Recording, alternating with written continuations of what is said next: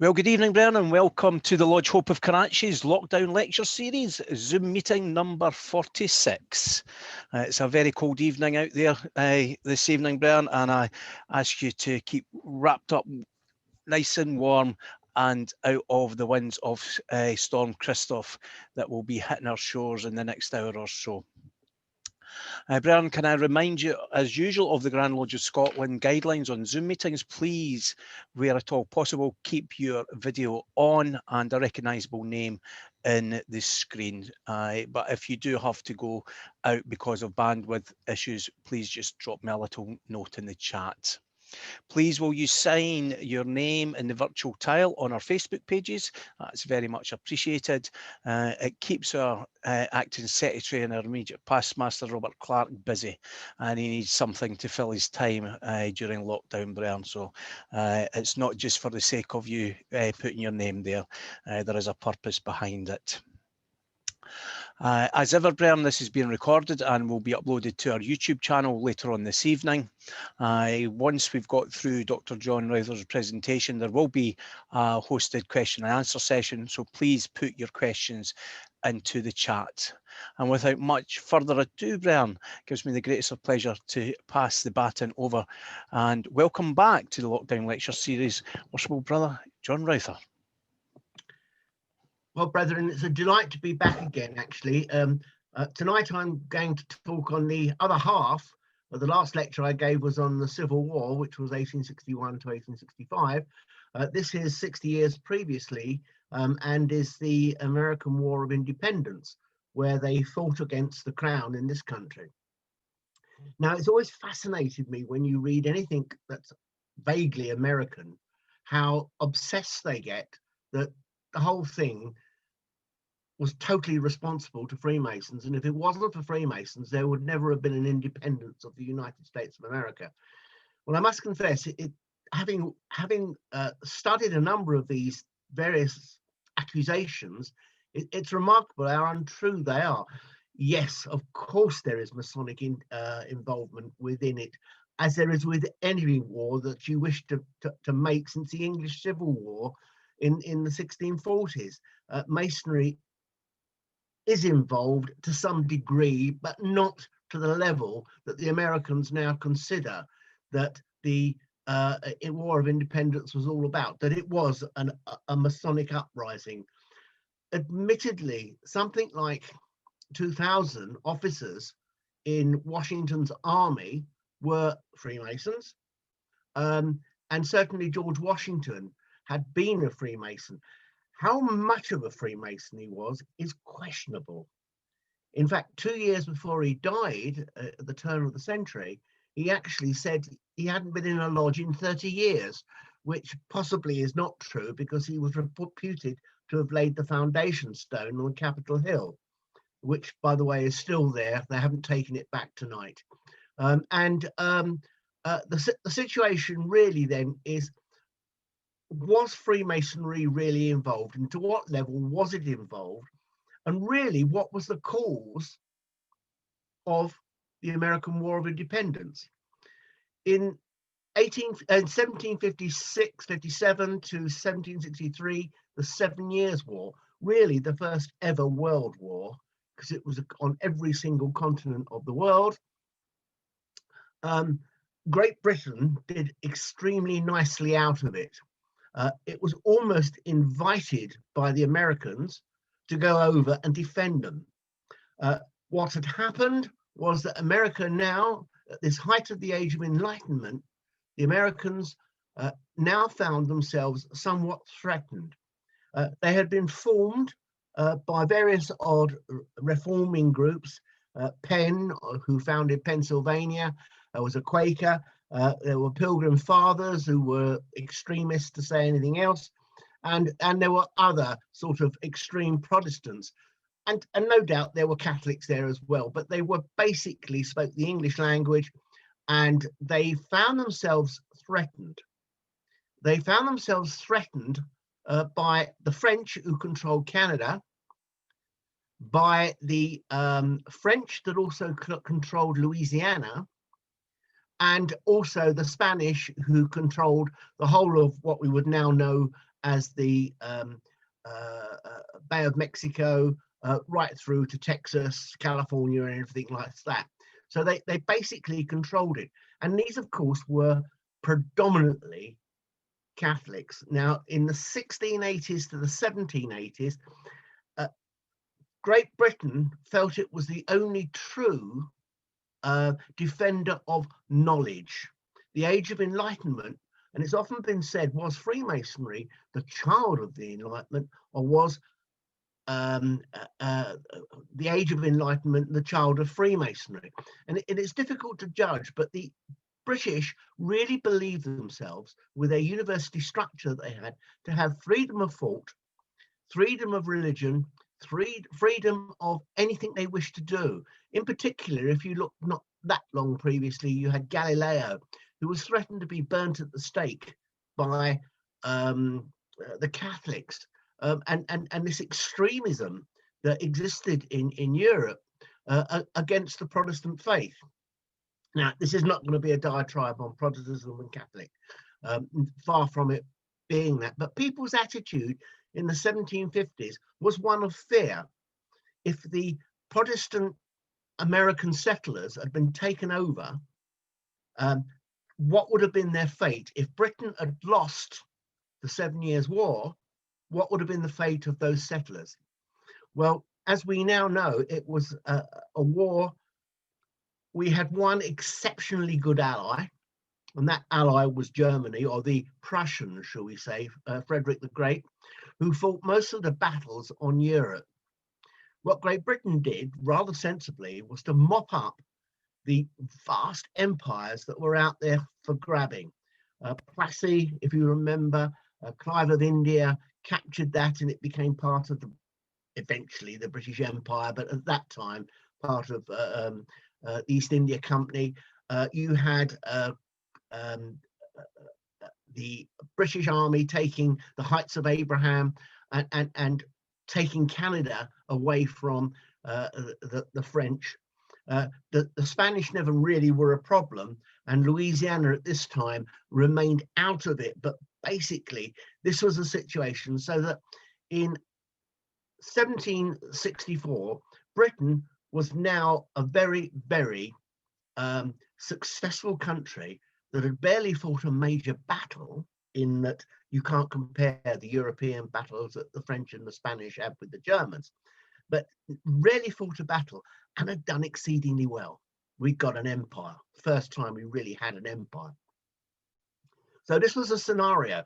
Now, the problem was that the Americans were not content with that. Having won the war 13 years later, it was becoming very onerous to us. We reckoned that in Great Britain, it was estimated that you needed 10,000 fully trained regular troops controlling the Americas. Why?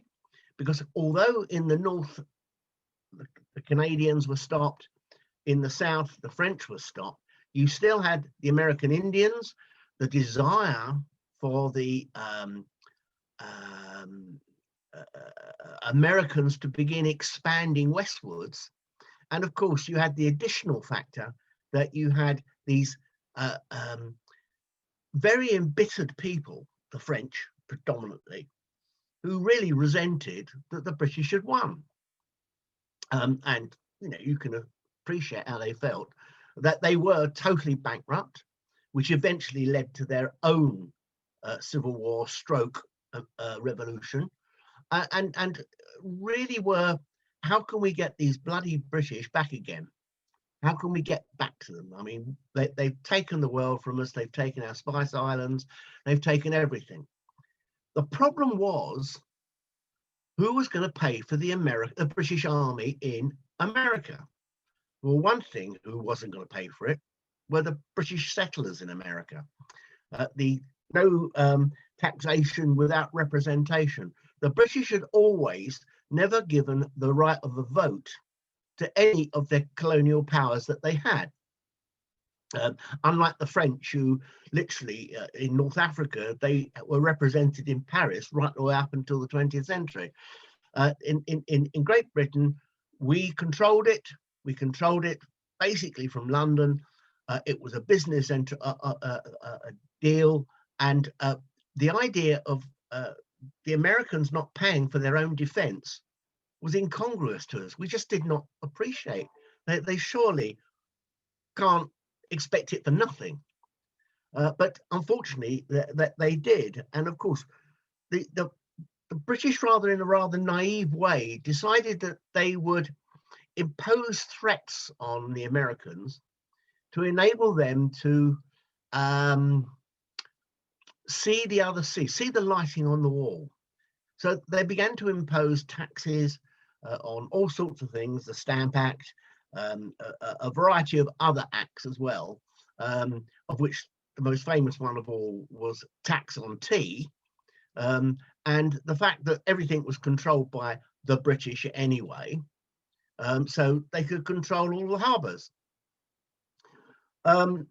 Now, every British regiment tended to have a Masonic lodge, and certainly George Washington had joined one in 1855, I think it was, at Fredericksburg Lodge number 4.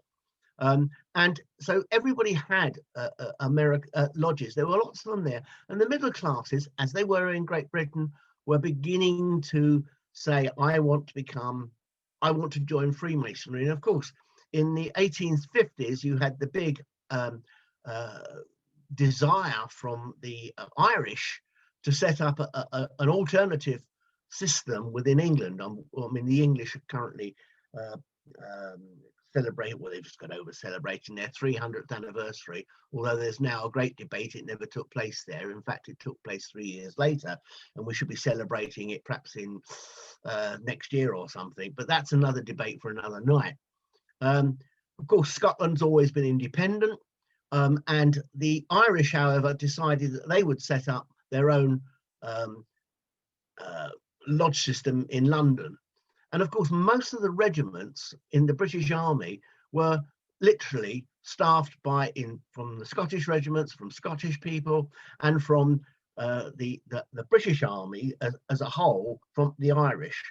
The English not many English men, except the officers, actually went in and became soldiers.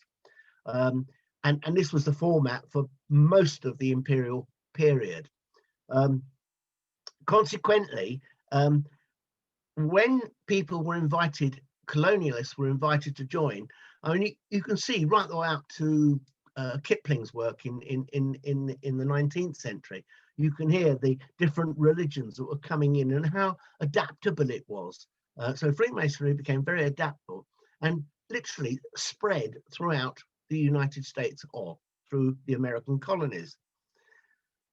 So this was a scenario that you had. And of course, once in Boston was the center of not only Freemasonry, it was a center of education. You had various large university systems setting up on par with Durham, Dundee, Oxford, Cambridge, and the better quality universities in Great Britain. They had their own aspects upon Freemasonry as well. When the trouble started with the different taxes that were being put on the people in Boston, they objected to it very strongly. And they eventually, one particular lodge, St. Andrew's Lodge, which Paul Revere, a very famous dentist at the time, and one or two other members, Warren, who was head of the Scottish Rite in Boston, he was a doctor at the local university. These two and one or two others decided to have the so-called and now famous Boston Tea Party, where it's reputed, and I've not seen it, so I can't quote it's real, that against the membership book that night, tea was put against their name to say they weren't there, they were off getting rid of the tea. They all dressed up as American Indians and went in through the tea in the river and destroyed it, thereby preventing the British getting the tax on it. Consequently, the British then reacted and said, right, we'll not introduce tea into Boston again. We're going to put it through Canada, through Quebec, sail it up the St. Lawrence and sell it through Quebec. Now, to the average Protestant in Boston, this was appalling. How could they give the rights to import food, import tea, import whatever, into a Protestant country through a Catholic country, Canada, even though it had now been conquered? And this became a real problem. And then you began to get the Boston riots, where kids went out to tease British soldiers who were on parade, just marking up and down, and they teased them until eventually tempers flared and individuals were killed.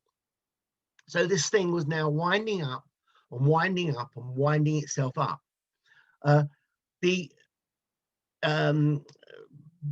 first major battle of the war, we always hear about Lexington, which was where Lexington was where the militia, American militia, kept their supplies. And it was known, it was leaked to the Americans that the British were going to take Lexington to get their materials, their gunpowder and everything else. When they started to leave, Paul Revere, who's now famous, he jumped on his horse along with Hancock and Warren, who Warren probably told them to do so, and they charged off towards Lexington to say, the British are coming, the British are coming, that famous statement. They were, as I say, all from St. Andrew's Lodge. Having said that, they managed to get into into the remind the militia that the British were coming. And of course, it was the militia that opened fire on the British. The British were just marching up there peacefully to stop it, but it was them who attacked them. This has now become a legend, and until 1840, it was never mentioned that the Americans fired on the British first. It was always the other way around, and that did not happen. So,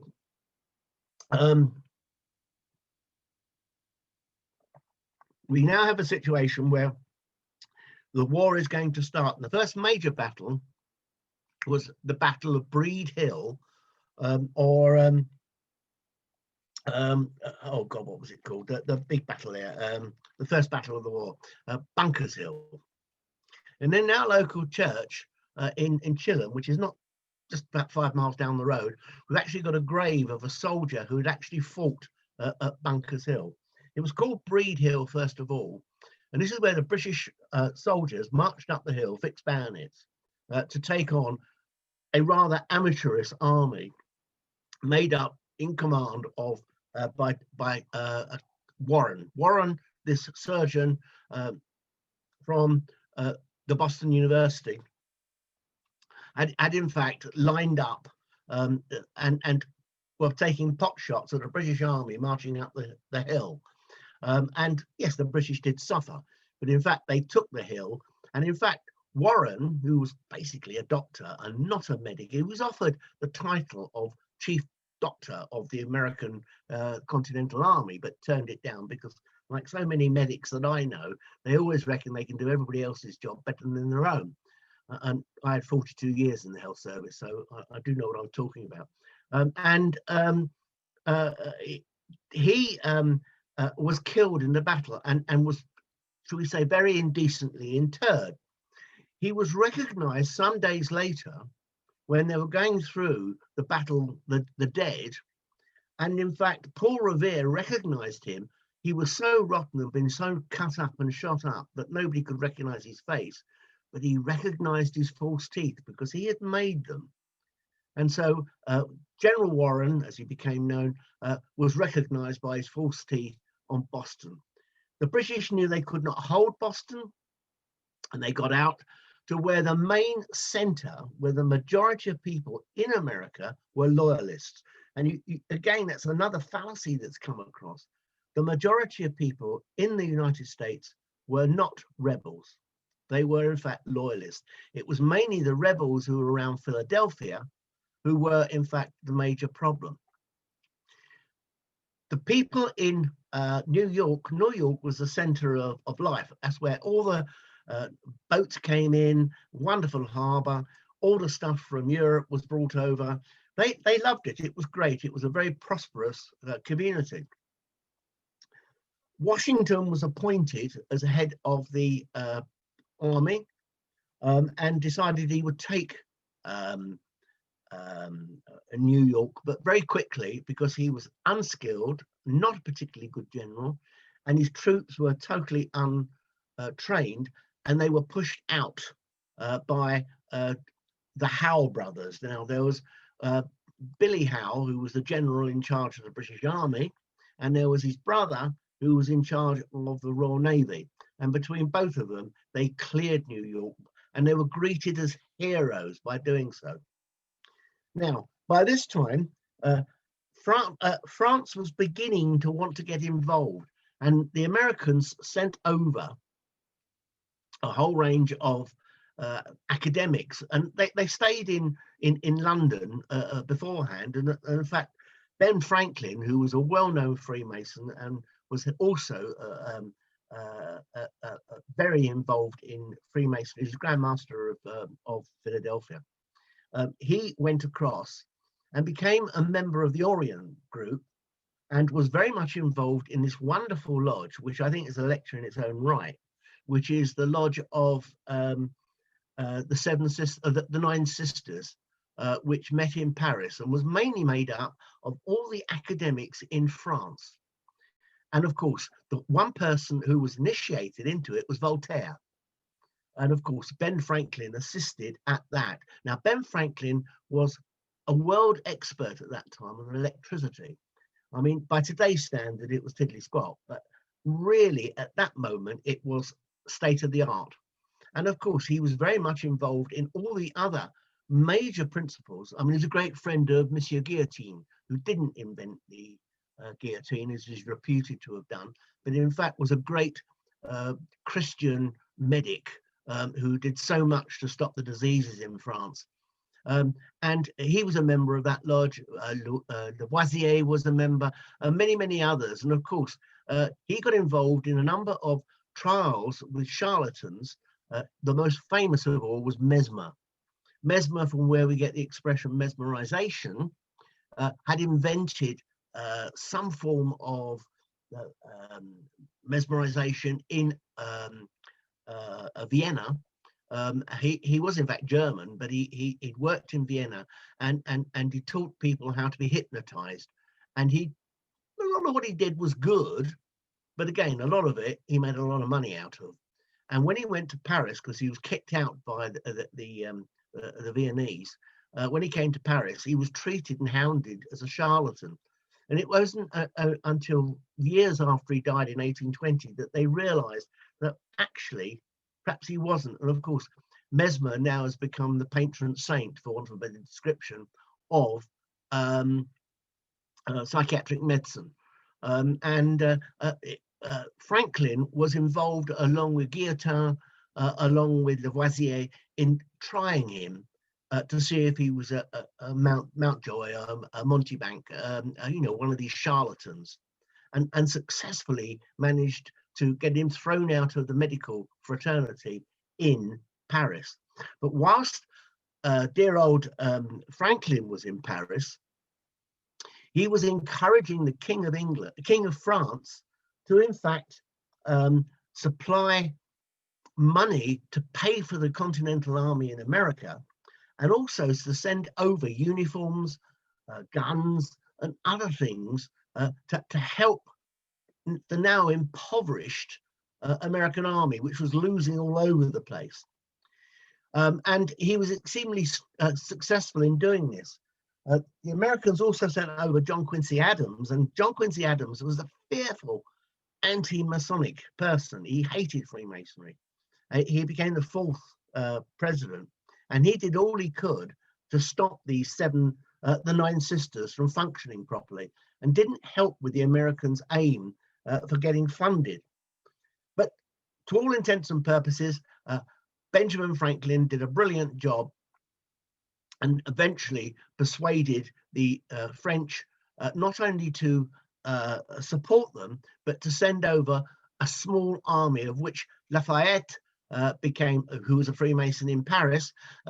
Lafayette came over, and he was eventually adopted by Washington and became an adopted son of Washington. And it was Lafayette's wife who made Washington's apron that he wore to the day he died, or if ever he was involved, but you know, he certainly wore. So this was a sort of scenario that you were developing. The Germans, Frederick the Great, had also felt that they weren't treated well by the British during this part of the and so they decided that one of the problems that the Americans had was they weren't trained to fight.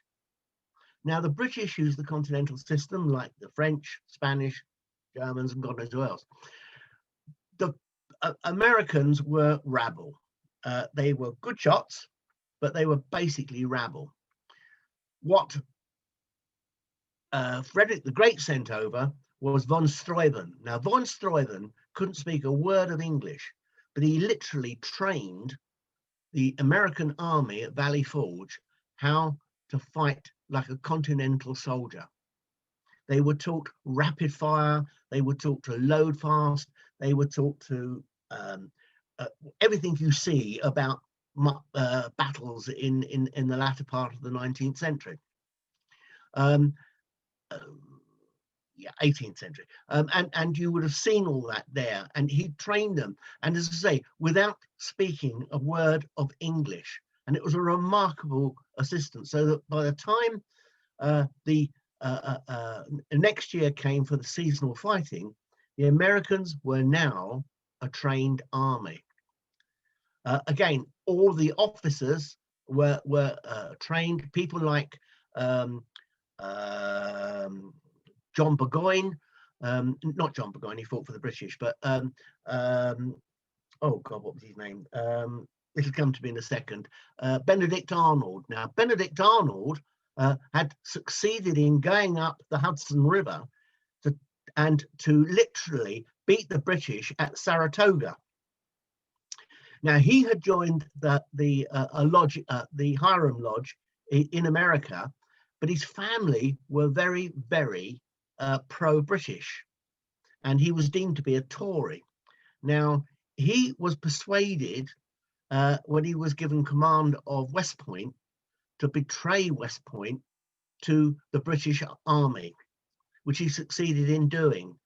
And he had to escape with his wife back to England, where Benedict Arnold, now his name's hounded in America, but in England, he was a very loyal member of the British. And this is a thing that really never comes out of it. The Americans weren't pleased when they were liberated at the end of the war by the fact that these American soldiers could march into Europe. They were mortified. Many of them moved north into America, into Canada, where they became members of Canada, and fought fiercely in the 1812 war to keep the Americans out. But many came over to England. In particular, rather interestingly, the first in United Grand Lodge of England, the Duke of Sussex became the Grand Master in 1813, but in fact his deputy was the deputy in the Ancients, which was the Irish Constitution, and he was in fact worked in Carolina as a goldsmith, and a lot of the jewelry that you now find from 18th century and cost about 2,000 or 3,000 quid, which people, Freemasons, gather in, were made by him. And you still see some coming up on eBay, but it's all silly money now. But these are highly prized Georgian Masonic jewels. Going back to the war,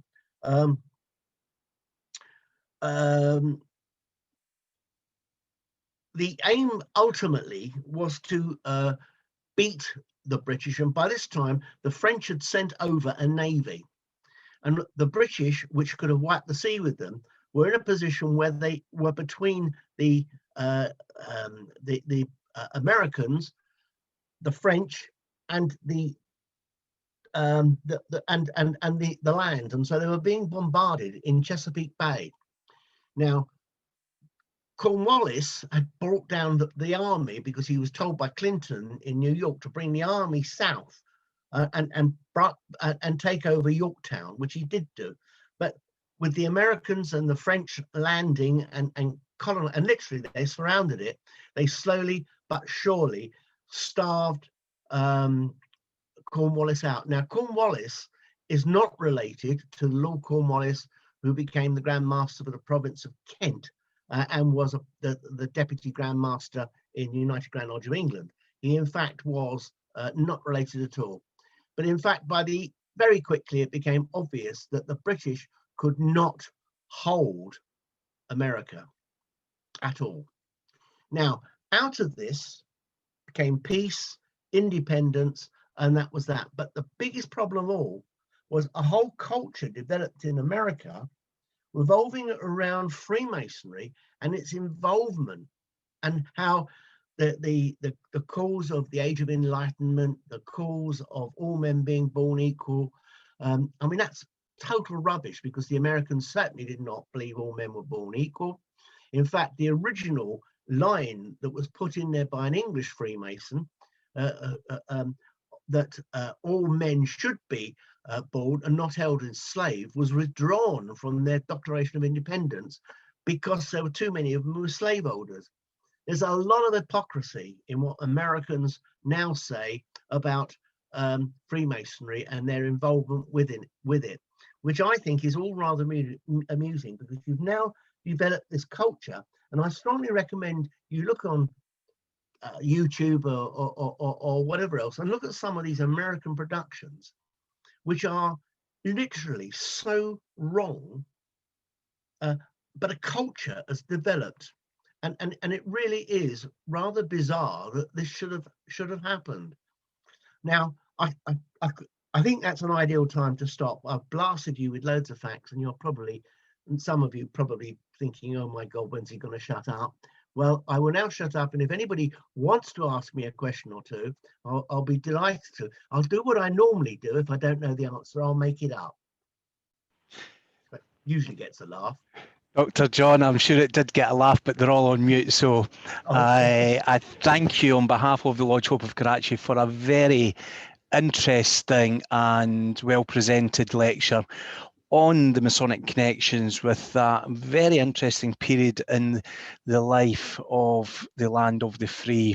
As I just bring up the chat box, I'm sure there will be questions in there, and I do know we have got a couple of American brethren with us this evening as well, so we can put them in their place as well, John, later on. And I say that because I know them, quite friendly with them. So, and here's another one just to join in.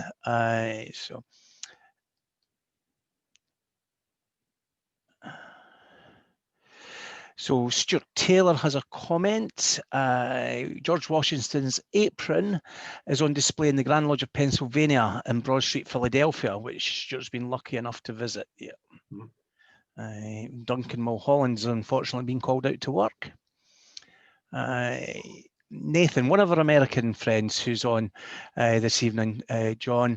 Nathan's visited Scotland. We've shown him the true meaning of Freemasonry when he's visited the Kingdom of Fife, and he has a comment. John Quincy Adams was the 6th president. Madison was the 4th. Ben Franklin was the Grand Master of Pennsylvania. So yeah, that's the light keeping us right over here.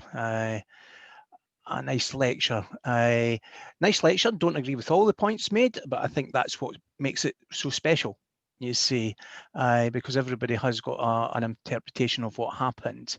The first real question then to you is, when do you think that this special relationship developed?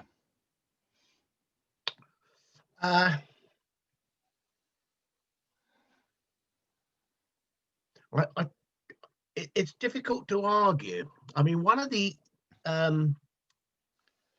certainly by the time you got to the First World War, there is a relationship. America was split during the Civil War, and a lot of the North, who were a lot of Irish, didn't like the British anyway. They assumed they didn't like the English, and the Southerners were more related in many respects, both physically or genetically, should we say, to the English than they were to the Germans who were arriving in thousands in the north. So the other thing you've got to take into consideration is we all share the common language, and in those days they knew how to speak it, as such, there has always been a close relationship because we could communicate, which I think is often not taken for granted. It was inevitable that with the wealth of America, it would eventually take over, and really succeeded in taking over in the Second World War, I mean, halfway through. But there was one interesting remark. There was a Scottish sailor who, in fact, was an awful man, in that even I think the Scots would admit he was not a nice guy. He flogged a man to death on one occasion. And that was John Paul Jones, who was certainly not American. And John Paul Jones had fled from a Royal Navy ship, having murdered this sailor who he impromptu flogged to death, and went across into the United States, where, as a seaman, he became America's first sailor. And he obviously bombarded ships off Great Britain, which he was notorious for, but he eventually became an admiral in the Russian Navy, and died basically an alcoholic, but he was Protestant, and so consequently was buried in a Protestant cemetery in Paris, where he died. Years later, 100 years later, about 1900, the Americans decided they wanted to begin celebrating the idea that they were an independent country. This didn't all come at once. They weren't suddenly, we're free. Remember, they'd had a civil war, and they were just beginning to appreciate that they were an independent country. And they thought, let's have a few graves of the heroes of the war, their heroes. And so they decided, wouldn't it be a good idea to dig up John Paul Jones? The problem was the French wouldn't let them do it if they told them, so they never told them. And they bought the building over the Protestant cemetery and then systematically cleared the graveyard. And they knew that John Paul Jones was buried in a lead-lined coffin. So they literally found 4 of them. And I think from memory, 2 of them were women, and therefore they didn't count. But the other 2, one of them, when they opened up, was perfectly preserved, John Paul Jones, literally, and on his shroud, he had JPJ on their on his shroud. So he was smuggled out of the country, and he's now buried in the Naval Academy in America, which I think is a nice little story. And if you can look it up on the internet, is that they actually in 1900 and whatever it was, they actually took a photograph of him, and so you can see this body of this Scotsman who fought for the Royal Navy, who ended up fighting for the American Navy and the Russian Navy, who was an out-and-out drunk. He's buried with all honours in the Naval Academy in America. And John, talking about connections, the one of the points on my chat box that I can see is from Ian McIntosh, who reminds us that one famous Scots Mason was John Paul Jones, who was renowned as the father of the US Navy. He was made a member of the Lodge St Bernard Kilwinning, number 122, on the 27th of November, 1770. So again, there's so many questions in this chat box, and it just happened to be there at the same time. Please look it up. Look it up on John Paul Jones, and there's his. I mean, it's fascinating to see these 18th century, 19th century bodies preserved, and his is, and it fascinates me. I'm just a ghoul. There's a comment. During your research, have you come across any British Army officers who were captured whilst covertly watching a Masonic meeting? No, but there's one very interesting story which involves an American Indian. His name was Joseph Brandt, his English name, but in fact he's really called Theo Nadgawa. And he was connected with the governor of one of the New York towns, who was having an affair with his sister, and he was taken across to Leicester Square in London, where 1760 he was initiated into a lodge in London. When he went back to America with his, should we say, brother-in-law, out of politeness, he very quickly joined the British side when they fought against the Americans. And of course, they did capture an American. I mean, these guys were pretty ruthless. I mean, there's a lovely story of this heroine who had who was scalped, which became a real problem with the British, because they didn't like employing American Indians who scalp people. But the dilemma was that they captured this American soldier, and Tandaraga had got him tied up, and they were about to sort of cut various bits of him off, when in fact he managed to do the sign of distress. So they immediately said, "Oh, you're a Freemason." So they all sat round, they bandaged his wounds up and looked after him, then took him across into Canada, where they managed to get him into a lodge in Canada, which brought him back into America as a freed man. Now, there's two versions of this. The other one involves a guy called Israel Putnam, who became an American general later in the war. And he was also apparently captured, but was a Freemason and showed the sign. So that's certainly one. There's a number of occasions, certainly at Yorktown, where in fact an American regiment gave a British regiment its Masonic gear, which they had captured, gave it back to them. So a brotherly love did continue to some degree, less so than the American Civil War, but it did continue. Okay, thank you, John. A comment from Steve Chalmers. Brother John Paul Jones was also the father of the Russian Navy, which is why their battle flag is a saltire in reverse, i.e. blue cross on a white background. A question from Ranesh, one of our brethren visiting from India. Did George Washington and Lafayette meet in a Masonic meeting and exchange any ideas there? And can we consider that Masonic meeting to be the turning point of the war? Lafayette was a very junior member of the nobility. He wasn't anything particularly great. He'd gone to America. He did befriend Washington and the family. And when Washington's son was killed at Yorktown, he as I say, he became his adopted father. As Washington, as Pinny was made by Mrs. Lafayette, or the Duchess Lafayette, whatever rank she was, I can't remember. She was, in fact, he must have attended a lodge meeting, or certainly was connected. The big question you've got to find out, and this is where you've got to get round the problem of American bigotry, or American Freemason bigotry, not American bigotry. And that is, was Washington really involved in Freemason? Yes, he was a Freemason. There's no question about that.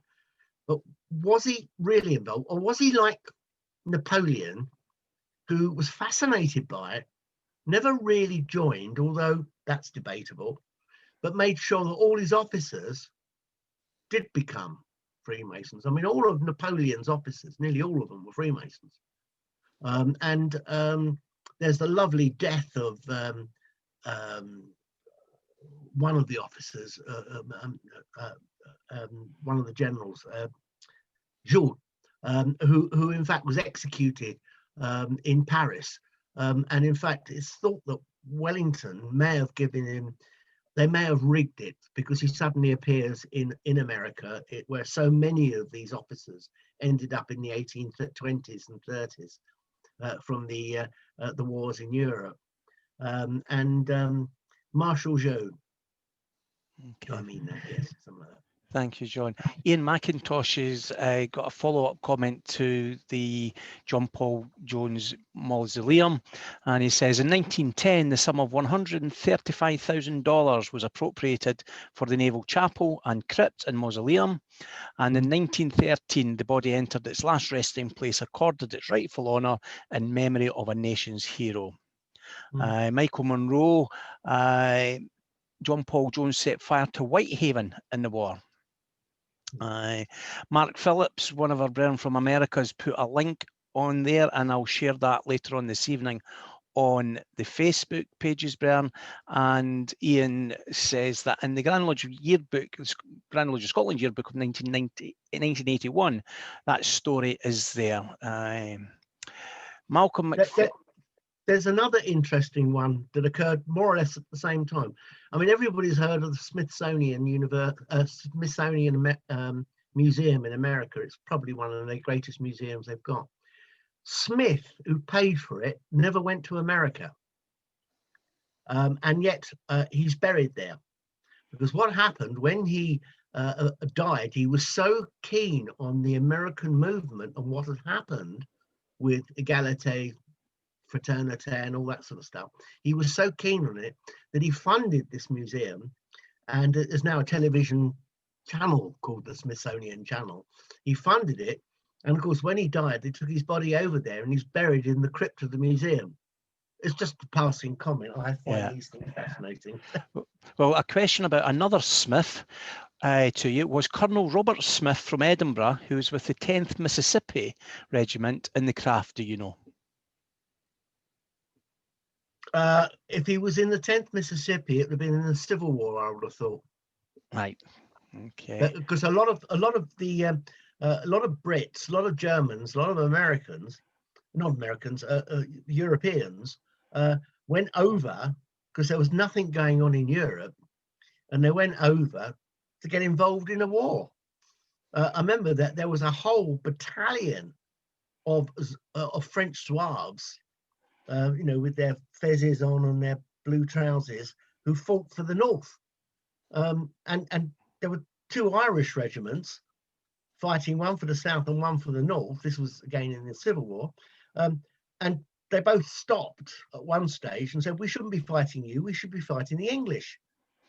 There are these strange, when you all speak the same language and you're really all from these islands, I mean, it's inevitable that you're going to get these strange stories that come up, which are really make us what we are.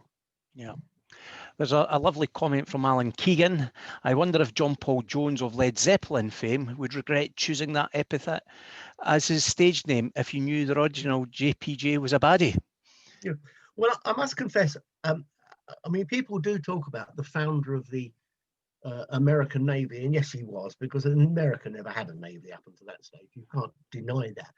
But in fact, he was not a very nice man. And I think if you were offered a drink with him in Socio Street, you would not go out with him because he was a nasty piece of homework. There's another paper that I'll share from Mark in Virginia later on this evening.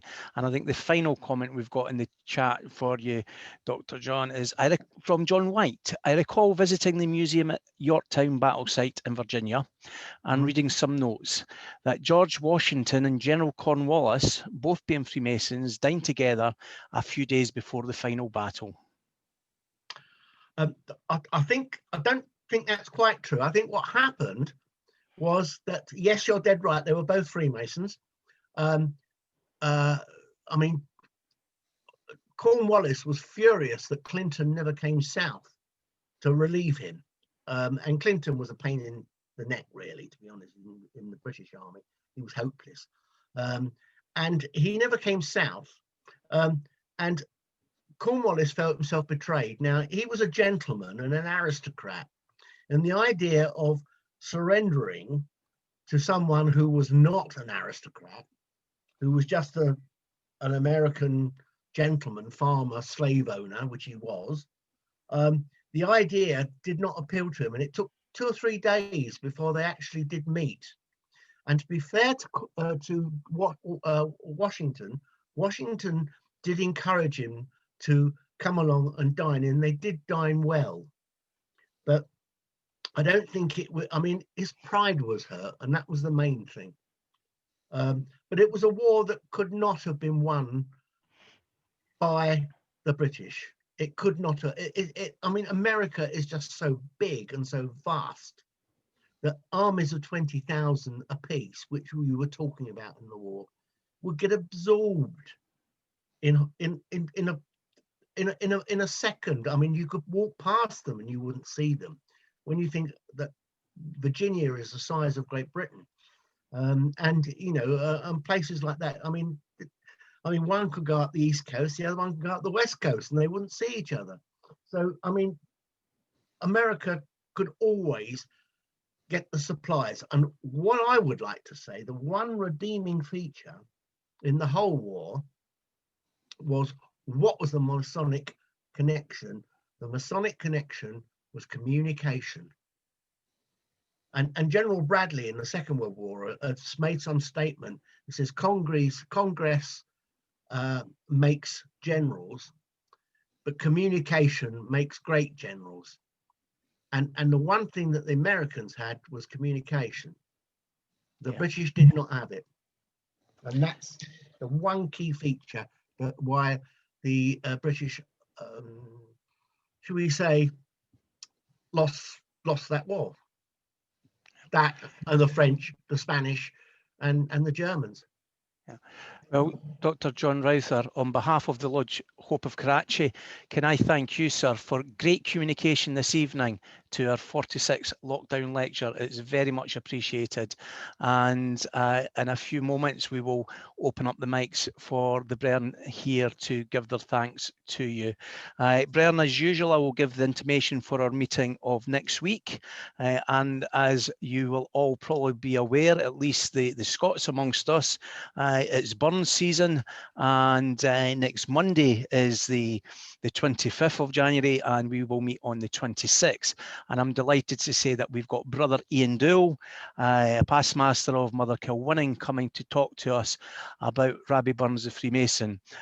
Ian is also a director of the Irvin Burns Club and Museum, and he is working on a new rendition of his information sharing about Burns. So it does promise to be an interesting evening, and albeit the Lodge Hope of Karachi won't be supplying a wee nip or the John Barleycorn to you, I would encourage you, if you all wish to, next week have a little nip of the critter with you, and we'll have raise a wee toast to the immortal memory of Rabbi Burns. Dr. John Reuther, once again, sir, on behalf of the members of Lodge Hope of Karachi and all our visitors here this evening, thank you for your excellent work this evening. And Bren, you can now unmute yourselves and say your thank yous and good evenings. Thank you, John. Thank you. Good evening, brother. Thank you. Well done, John. Thank you. Thank you. Excellent. Thank you. Thank you so much. Bye. Yeah, well, John, thank you very much indeed. Excellent stuff. Anytime. Very good. Thank you. That was fun. And thank you, John. Thank you, Doctor. Doctor, Cheers. very much appreciated. Dr. John, that was very interesting. Thank you very much indeed. Excellent. Thank you, John. John, that was an excellent lecture. Really enjoyed it. Thank you. My pleasure. Thank you. Well done. Good night, all. Thanks very much. Good night, all. Take care. Right, go. Good night, brother. See you next week. Bye. Good night. Excellent, John. Thank you. And thank you, Gordon. Cheers, pleasure. Good evening. Good night. Thank you. John, thank you. Pleasure. Yep. Thank you very much. Excellent again. Superb lecture. Thank you. Great lecture. Thank you very much, John, for an excellent, interesting lecture, and I'll say good night, and I'll see you all next week.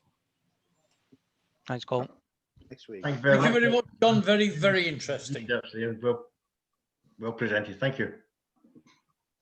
Thanks again, brother John, and for your interest in the lecture. Thank you very kindly. Off to your bed now, big Ron. Past my bedtime. I'm flagging. No. Hope you enjoyed that, Malcolm. Aye, it was good, aye. Good. Okay, Brian, I'm going to give you 5. Thanks very much, John. Thank you. Thank you, John, very much for that. That was excellent. Thank you. 4. You'll have to stop confusing us with your name, Maggie. That's the name of the puffer.